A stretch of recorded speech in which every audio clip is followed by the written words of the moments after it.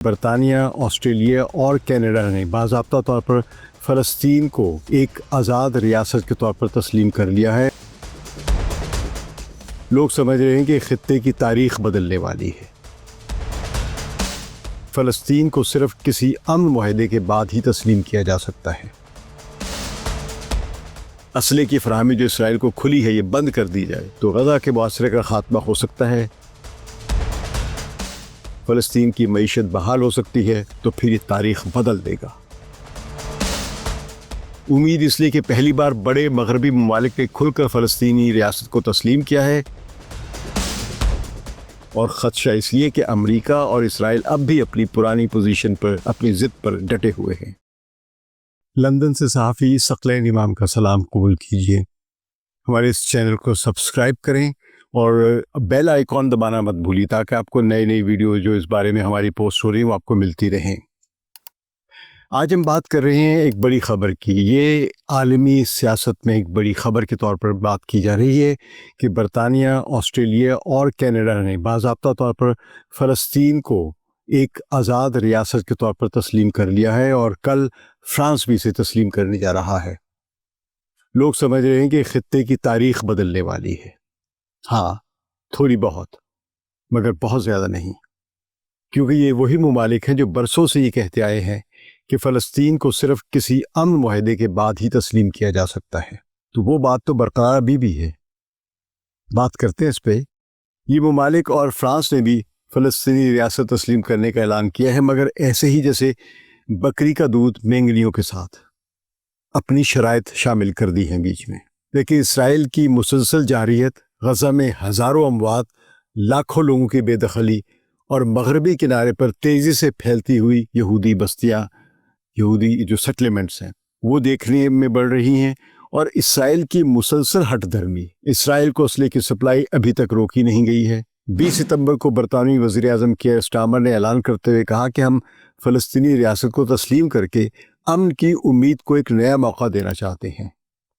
Australia اور Canada نے بھی یہی موقف اپنایا ہے اور کہا ہے کہ فلسطین کو اس کا حق دینا اب مزید مؤخر نہیں کیا جا سکتا ہے۔ بہت شکریہ آپ کا۔ یہ فیصلہ تاریخی ہے، مگر سوال یہ ہے کہ اس کا اثر کیا ہوگا۔ فلسطینی عوام دہائیوں سے قبضے کے سائے میں جی رہے ہیں، اور آج جس قسم کی بربریت کا سامنا اس کی مثال نہیں ملتی ہے، یا کہہ لیں کہ نکبہ کے موقع پر ہی تھی 1948 میں۔ مغربی کنارے ویسٹ بینک میں اسرائیل نے 7 لاکھ سے زیادہ یہودی آباد کار بسا دیے ہیں۔ یہ آباد کار ایریا سی میں قابض ہیں، جو مغربی کنارے کے 60 سے 70% سے زیادہ رقبے پر مشتمل ہے۔ یعنی کہ جو مقبوضہ فلسطین کا علاقہ جو ہے، جس کو ویسٹ بینک کہا جاتا ہے، جہاں پہ یروشلم یا بیت المقدس بھی ہے، اس پورے خطے کا 60 اور 70% کے درمیان کا جو علاقہ ہے وہ پہلے ہی یہودیوں کے اور ان کی بستیوں کے قبضے میں جا چکا ہوا ہے۔ اور انہی علاقوں میں زیادہ تر قدرتی وسائل، پانی اور اسٹریٹجک لینڈ ہے، تو فلسطینیوں کے پاس آگے بچا کیا ہے؟ ان یہودی بستیوں نے فلسطینی سرزمین کو ٹکڑوں میں بانٹ دیا ہے۔ ایک طرف چھوٹے چھوٹے فلسطینی قصبے اور شہر ہیں، دوسری طرف یہودی بستیوں کی اونچی اونچی کنکریٹ کی دیواریں ہیں، چیک پوسٹیں ہیں، اور یہودی آباد کاروں کی غیر قانونی بستیاں۔ اقوام متحدہ کے ماہرین ہمیں بار بار بتا چکے ہیں کہ یہ سب غیر قانونی ہیں، اور اس کے نتیجے میں 2 ریاستی حل تقریباً ناممکن ہو رہا ہے، مگر اسرائیل کی تعمیر رکنے کا نام ہی نہیں لیتی ہے۔ ابھی حال ہی میں نتن یاہو نے کہا ہے کہ یہودی سیٹلمنٹس کی تعمیر جاری رہے گی، اور فلسطینی ریاست کا تصور دفن ہو چکا ہے۔ غزہ میں تو منظر اور بھی بھیانک ہے۔ اکتوبر 2023 سے شروع ہونے والی جنگ نے پورے علاقے کو ملبے کے ڈھیر میں بدل دیا ہے۔ اقوام متحدہ کے مطابق 1 لاکھ سے زیادہ لوگ مارے گئے ہیں، اور اس سے زیادہ زخمی ہوئے ہیں۔ لاکھوں افراد بے گھر ہو گئے ہیں، ہسپتال تباہ ہو گئے ہیں، اسکولوں کا وجود ختم ہو گیا ہے، اور اس وقت پورے خطے کو قحط کا سامنا ہے۔ ماہرین غزہ کو قحط زدہ خطہ قرار دے چکے ہیں۔ دنیا بھر میں انسانی حقوق کی تنظیمیں چیخ رہی ہیں کہ یہ صدی کی سب سے بڑی انسانی تباہی یعنی ہیومینیٹیرین ڈیزاسٹر ہے۔ ایسے ماحول میں مغربی ممالک کے اس فیصلے کو اسرائیل کے خلاف محض ایک علامتی بغاوت کے طور پہ دیکھا جا رہا ہے، جیسے وہ اپنے پرانے دوہرے معیار سے ہٹ کر ایک نئی پوزیشن لینے کی کوشش کر رہے ہیں۔ ابھی تک انہوں نے اسلحے کی سپلائی بند نہیں کی ہے۔ برطانیہ نے 30 کے قریب اسلحہ سپلائی کرنے والی کمپنیوں کے لائسنس معطل کیے ہیں برطانیہ نے، لیکن شاید آپ کو یہ بتاؤں کہ وہاں پہ 350 ایسی کمپنی ہیں جن کے پاس یہ لائسنسز ہیں اور وہ ابھی بھی اسرائیل کو اس کی ضرورت کے مطابق اسلحہ سپلائی کر رہے ہیں۔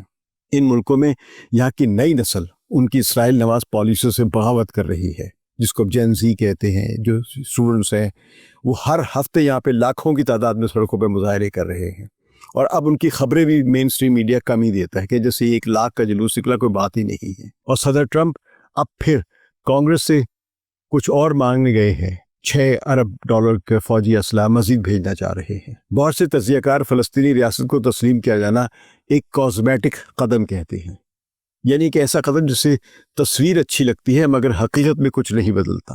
اگر امریکہ اپنی اسی پالیسی پر نظر ثانی نہ کرے اور اسرائیل کو بستیوں کی تعمیر روکنے پر مجبور نہ کرے، اگر غزہ کا محاصرہ ختم نہ ہو اور انسانی امداد آزادانہ طور پر نہ پہنچے، تو فلسطین کی ریاست کو تسلیم کیا جانا محض کاغذ پر ایک حرف لکھنے کے برابر ہے یا ریت پر ایک لفظ لکھنے کے برابر ہے۔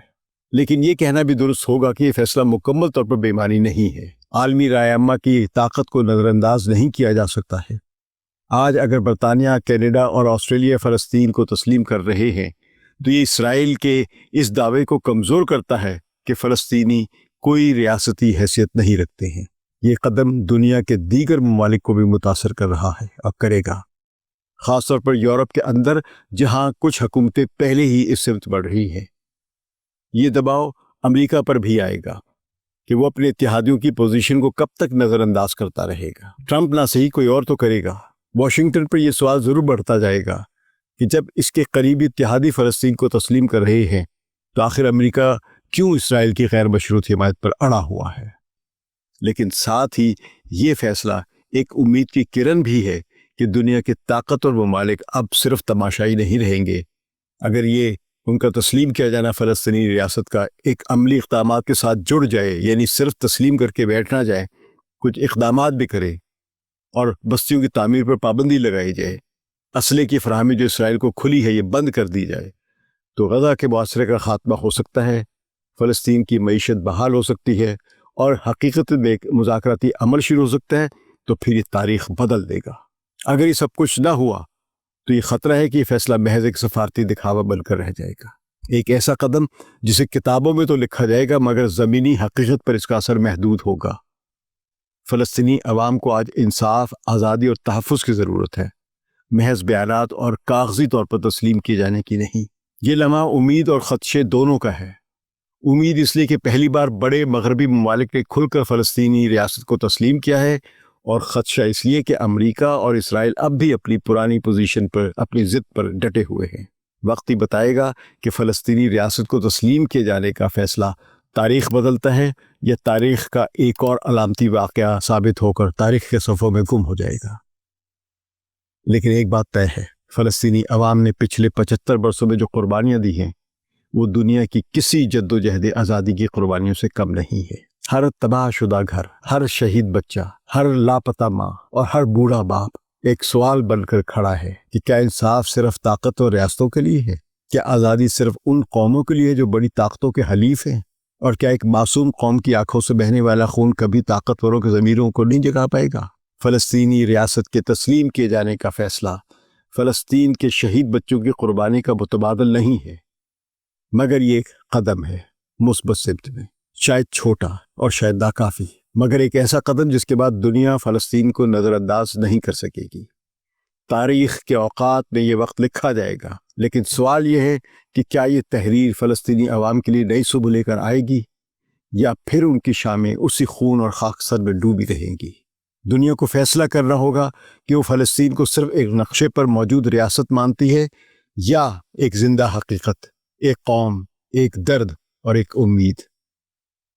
کیونکہ دنیا اگر آج بھی خاموش رہتی ہے تو کل شاید تاریخ بھی ان خاموش طاقتوں کو مجرم ٹھہرائے گی۔